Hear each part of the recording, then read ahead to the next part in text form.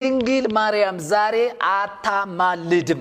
በቃ ባጭሩ ማለት ነው። በማርያም ዛሬ ልመና የለም። በማርያም ዛሬ ምልጃ የለም። በማርያም ዛሬ ጸሎትን ትሰማለች፣ ልመናን ትሰማለች፣ ጩኸትን ታዳምጣለች። ፍጥረት ያንጋጥጣል፣ ይጮሃል።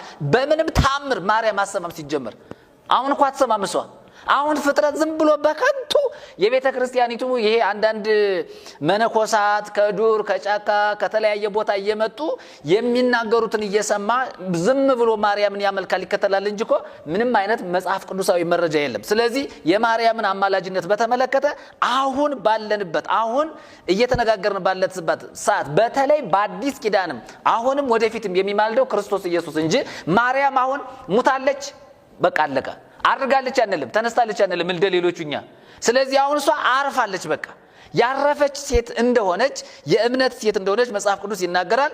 አሁን ድንግል ማርያም የምታማልድ መሆኑን መጽሐፍ ቅዱስ ላይ የለም መረጃ። ስለዚህ እስከሌለ ድረስ የግድ ፈጥረን መዋሸት የለብንም።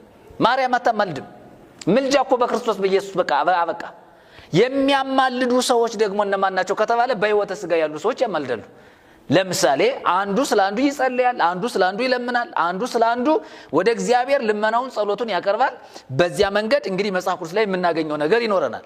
ከዚህ ውጭ ግን የሞቱ ሰዎችን ማርያም ብቻም አይደለም ቅዱሳን የምንላቸው ጻድቃን የምንላቸው ነቢያት የተባሉ ሐዋርያት የተባሉ አስቀድመው ያንቀላፉት ሰዎች በሙሉ አሁን በሰማያት ሆነው የሚያማልዱበት ምንም አይነት ምክንያት የለም። ምልጃ አታማልድም ማርያም። ስለዚህ አሁን ማርያም ታማልዳለች አታማልድም፣ ማርያም ጥንተ አብሶ አለባት የለባትም የሚለው ትምህርት መጽሐፍ ቅዱሳዊ እንደሆነ አጽንኦት ሰጥተን እንናገራለን።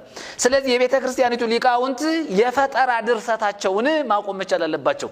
አሁን የኛ ትልቁ የተሐድሶ ጥያቄ የተሐድሶም ጩኸት ግብግብ የቤተ ክርስቲያኒቱ ሊቃውንት ውሃ ልኩ መጽሐፍ ቅዱስ ነው እያልናቸው ነው። በዚህ በመጽሐፍ ቅዱስ ተመዝኖ ያላለፈ ትምህርት፣ ከመጽሐፍ ቅዱስ ፍንጭ የሌለው ትምህርት፣ መጽሐፍ ቅዱስን መሰረት ያላደረገ ትምህርት የኢትዮጵያ ኦርቶዶክስ ቤተክርስቲያን ሊቃውንት ሌላ የፈጠራ ድርሰትና የውሸት ድርሰት ማምጣት የለባቸውም። ህዝቡን ግራ ያጋቡበት ነው። ስለዚህ እኛ እያልን ያለነው በቤተ ክርስቲያኒቱ ውስጥ ብዙ መጻሕፍት ተጽፏል። እነዚያ መጻሕፍት ስለ ክርስቶስ ሳይሆን ስለ ሞቱ ሰዎች ምልጃ የሚናገር፣ ስላለፉ አባቶች ምልጃ የሚናገር፣ ስላንቀላፉ ሰዎች ምልጃ የሚናገር መጽሐፍ አሁን ምን ይሰራል? ምንም እኮ የሚሰራው ነገር የለም። ስለ ሞተ ሰው ታሪክ ከመጽሐፍ ይልቅ ሞትን ድል አድርጎ የተነሳውን ያረገውን ዳግመኛ የሚመጣውን እሱን መተረክና ስለሱ መተረክ በጣም የተሻለ ነገር ነው። አማራጩ እሱ ስለሆነ ስለዚህ ይሄ በቅዱሳን ዙሪያ ላይ ቀደም እንደተናገርኩት በማርያም ላይ በመላእክት ላይ በተለያዩ ሰዎች ምልጃ አለ፣ ይከናወናል፣ ይሰማል፣ ይደመጣል፣ በእግዚአብሔር ዘንድ ተቀባይነት አለው የሚለው የቤተ ክርስቲያኒቱ ትምህርት ይሄ በገድል ላይ በድርሳን ላይ በተአምር ላይ በተለያዩ በዜማ መጻሕፍት ጸዋትወ ዜማ በመንላቸው የተጻፉ መጻሕፍቶች በአጠቃላይ የሚተርኩት እውነቴን ነው የምናገረው። እነዚህ መጻሕፍት የሚናገሩት ሁሉ ወደ እግዚአብሔር አያደርስም።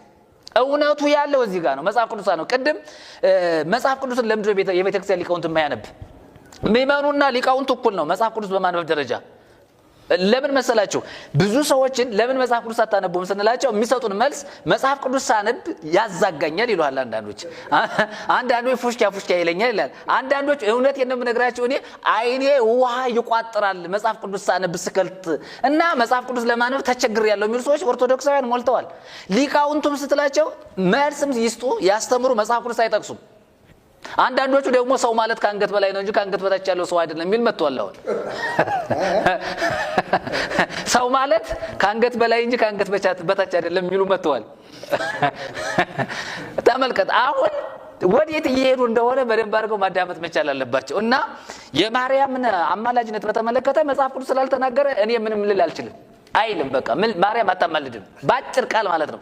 ዛሬ ድንግል ማርያም በሰማያት በእነ አብርሃም እቅፍ ሆና አሁን ማርያም ታማልዳለች የሚለው ትምህርት ይሄ ትርክት የተረገመ ትርክት እንጂ አታማልድም። አሁን መልሱ አንድና አንድ ነው። ድንግል ማርያም አሁን አታማልድም። በቃ ምልጃ በማርያም በኩል የሚለው ትምህርት ያጋንንት ትምህርት ነው። መጽሐፍ ቅዱስ አልተናገረ። ሉቃስ አልዘገበልንም እኮ ከሐዋርያት ጋር አብራ ስትጸልይ ነበር አይደለ? መንፈስ ቅዱስ ተሞልታ ይል እንዴ? መንፈስ ቅዱስ እኮ ተሰብስበው ሲጸልዩ ሳለ መንፈስ ቅዱስ መጥቶ በሐዋርያት ላይ እንደወረደ እሷም ላይ እንደወረደ አብራ እኮ መንፈስ ቅዱስን እንደተሞላች መጽሐፍ ቅዱስ